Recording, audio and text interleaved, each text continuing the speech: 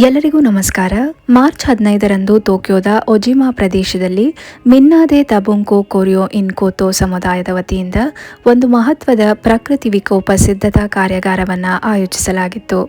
ಈ ಕಾರ್ಯಕ್ರಮದಲ್ಲಿ ನಮ್ಮ ಜೆಕೆಎಸ್ ಸದಸ್ಯರು ಸಹ ಭಾಗವಹಿಸಿ ಉಪಯುಕ್ತ ಅನುಭವವನ್ನು ಪಡೆದರು.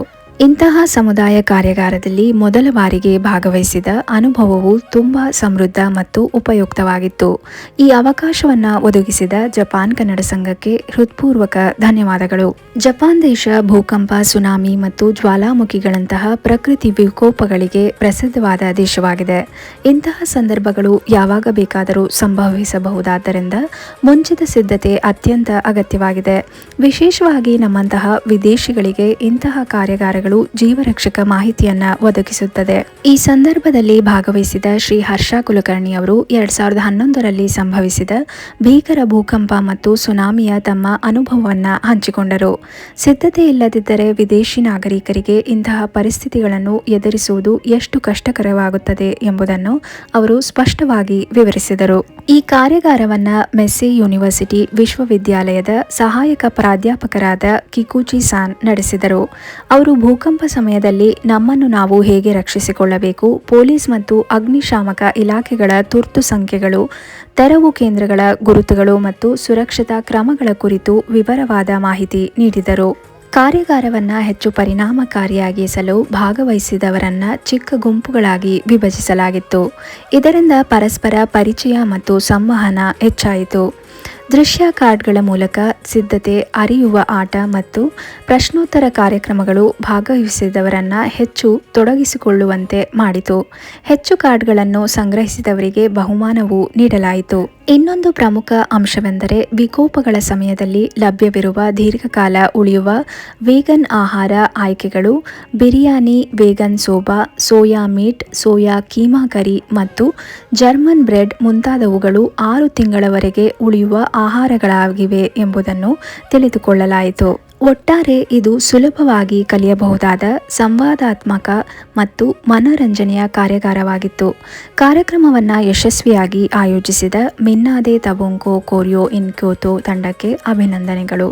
ಮುಂದಿನ ದಿನಗಳಲ್ಲಿ ಇಂತಹ ಕಾರ್ಯಾಗಾರಗಳು ಮತ್ತು ಸಮುದಾಯ ಕಾರ್ಯಕ್ರಮಗಳಲ್ಲಿ ಇನ್ನಷ್ಟು ಸದಸ್ಯರು ಭಾಗವಹಿಸಿ ಪ್ರಯೋಜನ ಪಡೆಯಲಿ ಎಂಬುದು ನಮ್ಮ ಆಶಯ.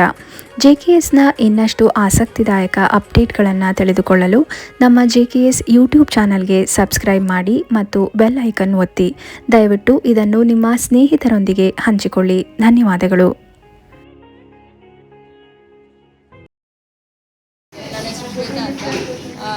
Vacation centre first time participate ಮಾಡ್ತಿರೋದು. ಇವತ್ತು ಫ್ರೀ ಪ್ಯಾಕ್ ಫುಡ್ ಅಂದರೆ ಸಣ್ಣಗೆ ಬರ್ಬೇಕಾದಾಗ ಹೇಗೆ ಪ್ರಿಪೇರ್ ಮಾಡ್ಕೋಬೇಕು ಅಂತ ಇವತ್ತು ಚೆನ್ನಾಗಿ ಇನ್ಫಾರ್ಮೇಷನ್ ಚೆನ್ನಾಗಿ ಕೊಟ್ಟರು. ರೈಸ್ ಚೆನ್ನಾಗಿ ಟೇಸ್ಟ್, ಫುಡ್ಡೆಲ್ಲ ಟೇಸ್ಟ್ ಮಾಡಿದ್ರು ಚೆನ್ನಾಗಿತ್ತು.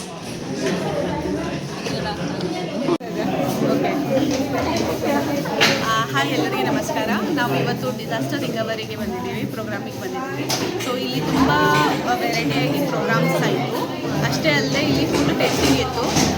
ಯಾವುದೇ ಥರ ಭೂಕಂಪ ಆಯಿತು, ಸುನಾಮಿ ಆಯಿತು, ಯಾವುದೇ ಥರ ಇಶ್ಯೂಸ್ ಬಂದರೆ ಹೇಗೆ ಅದನ್ನು ಡೀಲ್ ಮಾಡಬೇಕು, ಹೇಗೆ ಅದನ್ನು ಸ್ಪಂದಿಸಬೇಕು ಅನ್ನೋದು ನಮಗೆ ಎಲ್ಲ ತಿಳಿಸಿ ಹೇಳಿಕೊಟ್ರು.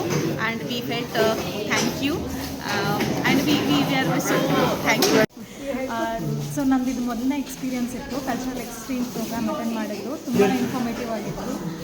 ಸ್ಪೆಷಲಿ ಡಿಸಾಸ್ಟರ್ ಟೈಮಲ್ಲಿ ಏನು ಮಾಡಬೇಕು ಅಂತ ಹೇಳ್ಕೊತಾಯಿದ್ರು. ಮತ್ತು ಫ್ಯಾಮಿಲೀಸ್ ಜೊತೆ ಹೇಗೆ ಕಾಂಟ್ಯಾಕ್ಟಲ್ಲಿ ಇರಬೇಕು ಅಂತ ಹೇಳಿ ಗೊತ್ತಾಯಿತು. ಮತ್ತು ಬೇರೆ ಬೇರೆ ವಿಷಯಗಳು, ಮತ್ತು ನಮ್ಮ ಸೊಸೈಟಿಯಲ್ಲಿ ಬೇರೆ ಜಾಪನೀಸ್ ಜೊತೆ ಹೇಗೆ ಕನೆಕ್ಟ್ ಮಾಡೋದಂತ ಒಂದು ಸೊಸೈಟಿ ಇದೆ ಅಂತಲೂ ನಂಗೆ ಇವತ್ತೇ ಗೊತ್ತಾಯಿತು. ಸೊ ಇದು ತುಂಬ ಯೂಸ್ಫುಲ್ ಆಗಿತ್ತು. So thank you for the support. ಜಪಾನಲ್ಲಿ ಇಲ್ಲಿ 1 ವರ್ಷ ಆಗ್ತಾ ಇದೆ.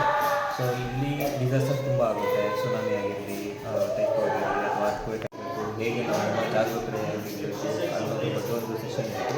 ಸೊ ಇದರಲ್ಲಿ ಸುಮಾರು ಕೆಲವು ಗೊತ್ತಿಲ್ಲದೆ ಇರೋ ವಿಷಯ. ಈಗ ಸಡನ್ನಾಗಿ ಹೋಗಬೇಕಂದ್ರೆ ನಾವೆಲ್ಲ ಕಂಪ್ನಿಯಲ್ಲಿ ಕೆಲಸ ಮಾಡ್ತಾರೆ, ಮನೆಯಲ್ಲಿ ಏನು ಮಾಡಬೇಕು, ಇದ್ರ ಬಗ್ಗೆ ಎಲ್ಲ ಹೇಳ್ಕೊಡ್ತು. ಮತ್ತು ಊಟ, ನಮಗೆ ಸಡನ್ನಾಗಿ ಏನಾದರೂ ಆಗ್ತದೆ, ಊಟ ತಿಂಡಿ, ನಮ್ಮ ಮನೇಲಿ ಎಷ್ಟು ಸ್ಟೋರೇಜ್ ಇರಬೇಕು ಮತ್ತು ಯಾವ ಥರ ಊಟ ಇರಬೇಕು, ಮತ್ತು ಇವ್ರು ಊಟ ಎಲ್ಲ ಏನೇನು ಪ್ರಿಪೇರ್ ಮಾಡಿದ್ದಾರೆ ಅದ್ರ ಬಗ್ಗೆ ಸ್ವಲ್ಪ ಹೇಳಿದ್ರು. ಟೇಸ್ಟ್ ಕೂಡ ಮಾಡಿಸಿದ್ರು. ಊಟ ಎಲ್ಲ ಯಾವ ಥರ ಇದೆ ಅಂದರೆ ಎಲ್ಲರೂ ಬ್ಯಾಲೆನ್ಸ್ ಆಗಿದೆ. ಜಾಸ್ತಿ ಖಾರ ಎಲ್ಲ ಹುಳಿ ಆ ಥರ ಏನೂ ಇಲ್ಲ, ಎಲ್ಲ ಬ್ಯಾಲೆನ್ಸ್ ಆಗಿದೆ. ಯಾರು ಏನು ಬೇಕು ಹೇಳ್ತಿಲ್ಲ ಆ ಥರ ಇದೆ. ಸೊ ತುಂಬ ಚೆನ್ನಾಗಿತ್ತು. ಇದೇ ಥರ ಇನ್ನೂ ತುಂಬ ಇವೆಂಟ್ಸ್ ನಡೀತಾರೆ, ಎಲ್ಲರಿಗೂ ಅನುಕೂಲ ಆಗುತ್ತೆ, ಎಲ್ಲರಿಗೂ ಗೊತ್ತಾಗುತ್ತೆ. ಈಗ ನನಗೆ ಗೊತ್ತಾಗಿದೆ, ನಾನು ಇನ್ನೊಬ್ರಿಗೆ ಹೇಳ್ಬೋದು. ಅದೇ ಎಲ್ಲರಿಗೂ ಹರ್ಷ ಕುಲಕರ್ಣಿ ಅಂತ 14 ವರ್ಷದಿಂದ ಜಪಾನಲ್ಲಿದ್ದೀನಿ. ನಾನು 2011ರಲ್ಲಿ ದೊಡ್ಡ ಅರ್ಥಕ್ವೇಕ್ ಆದಾಗ ಇಲ್ಲಿ ಜಪಾನಲ್ಲಿದ್ದೆ. ಸೊ ಆವಾಗ ತುಂಬ ಕಷ್ಟ ನೋಡಿದ್ದೀನಿ ನಾನು. ಎಷ್ಟು ಟ್ರೈನು ಎಲ್ಲ ನಿಂತ್ಕೊಂಡಿತ್ತು, ಪವರ್ ಇರಲಿಲ್ಲ, ಆಮೇಲೆ ಎಲ್ಲದಕ್ಕೂ ಕ್ಯೂವಲ್ಲಿತ್ತು. ಆಮೇಲೆ ಅದಾದಮೇಲೂ ಕೂಡ ತುಂಬ ಆಫ್ಟರ್ ಶಾಕ್ಸ್ ಇತ್ತು. ಸೊ ಆವಾಗ ನಮಗೆ ಅಷ್ಟೊಂದು ಇಂಪಾರ್ಟೆನ್ಸ್ ಇರಲಿಲ್ಲ ಅರ್ಥಕ್ವೇಕ್ ಡಿಸಾಸ್ಟರ್ ಆದಮೇಲೆ ಎಷ್ಟು ಕಷ್ಟ ಇದೆ. ಬಟ್ ಇವತ್ತಿನ ವರ್ಷದಲ್ಲಿ ತುಂಬ ಹೊಸದು ಗೊತ್ತಾಯಿತು. ಮೇನ್ ಅಂದರೆ ವೇಗಾನಲ್ಲಿ ಇಷ್ಟೊಂದು ಆಪ್ಷನ್ಸ್ ಇದೆ ನಮಗೆ ತಿನ್ನೋಕ್ಕೆ ಈ ಡಿಸಾಸ್ಟರ್ ಆದಮೇಲೆ. ಆಮೇಲೆ ಎಷ್ಟೊಂದು ಎಮರ್ಜೆನ್ಸಿ ನಂಬರ್ಗಳಿದೆ, ಲೈಕ್ 171, ಆಮೇಲೆ 119. ಅವೆಲ್ಲ ನಮಗೆ ಅಷ್ಟೊಂದು ಇಂಪಾರ್ಟೆನ್ಸ್ ಇರಲ್ಲ. ಬಟ್ ಇದೆಲ್ಲ ಹೊಸದು ಅರ್ಥ ಮಾಡಿಕೊಂಡು ಆಮೇಲೆ ಈ ಥರ ವರ್ಕ್ಶಾಪ್ ಆದಮೇಲೆ ತುಂಬ ನಮಗೆ ಐಡಿಯಾಗಳು ಬರುತ್ತೆ ಕಿ ಜಪಾನಲ್ಲಿ ಎಷ್ಟು ಸ್ಟೆಪ್ಸ್ ತೊಗೋತಾರೆ, ಎಷ್ಟು ಪ್ರಿವೆನ್ಷನ್ ಮೆಜರ್ಸ್ ತೊಗೋತಾರೆ ಅಂತ. ಅದನ್ನು ನಾವು ಅನುಭವಿಸ್ಕೊಂಡು ಫುಲ್ಲು ರೆಡಿಯಾಗಿರಬೇಕು. ಯಾಕಂದರೆ ಇದು ಯಾವಾಗ ಬೇಕಾದರೂ ಆಗ್ಬೋದು. ಸೊ ನಾವೆಲ್ಲರೂ ಕೂಡ ಪೂರ್ಣ ರೆಡಿಯಾಗಿ ಇವೆಲ್ಲ ಊಟದ ಸಾಮಾನಾಯಿತು ಅಥವಾ ಏನಾದರೂ ಡಿಸಾಸ್ಟರ್ ಇರೋದು ಸಾಮಾನಾಯಿತು ಎಲ್ಲ ರೆಡಿ ಮಾಡಿಕೊಂಡು you to be prepared. So thank you very much for giving my opportunity to participate. Everyone, ನಾನು ಶಿವಕುಮಾರ್, ಈಗ ಟೋಕಿಯೋನಲ್ಲಿ ವಾಸ ಮಾಡ್ತಾಯಿದ್ದೀನಿ. ಇವತ್ತಿನ ದಿನ ನಾವು ಜಪನೀಸು ಮತ್ತು ಇಂಡಿಯನ್ಸು ಎಲ್ಲ ಸೇರಿಕೊಂಡು ಎಮರ್ಜೆನ್ಸಿ ಟೈಮಲ್ಲಿ ಯಾವ ಥರ ನಾವು ನಮ್ಮ ಕಮ್ಯುನಿಟಿನ ಹ್ಯಾಂಡಲ್ ಮಾಡಬೇಕು ಅಥವಾ ನಮ್ಮನ್ನು ಹ್ಯಾಂಡಲ್ ಮಾಡಬೇಕು ಅದ್ರ ಬಗ್ಗೆ ಒಂದು ಟ್ರೈನಿಂಗ್ ಇತ್ತು. ಜಪಾನಲ್ಲಿ ನಿಮಗೆಲ್ಲ ಗೊತ್ತಿರೋ ಹಾಗೆ ಅರ್ಥಕ್ವೇಕ್ ತುಂಬ ಆಗ್ತಾಯಿರುತ್ತೆ.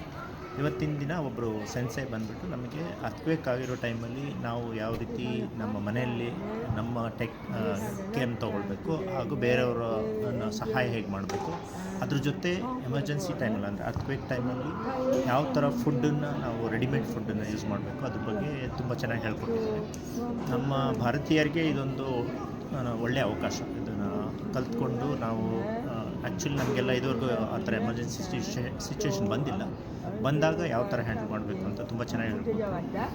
ಭಾರತೀಯರಲ್ಲಿ ಬೇರೆ ಬೇರೆ ರಾಜ್ಯಗಳಿಂದ ಜನಗಳು ಅಟೆಂಡ್ ಮಾಡಿದ್ರು, ಅಲಾಂಗ್ ವಿತ್ ಜಾಪನೀಸು ಮತ್ತು ಬೇರೆ ಬೇರೆ ನ್ಯಾಷನಾಲಿಟಿ ಜೊತೆ.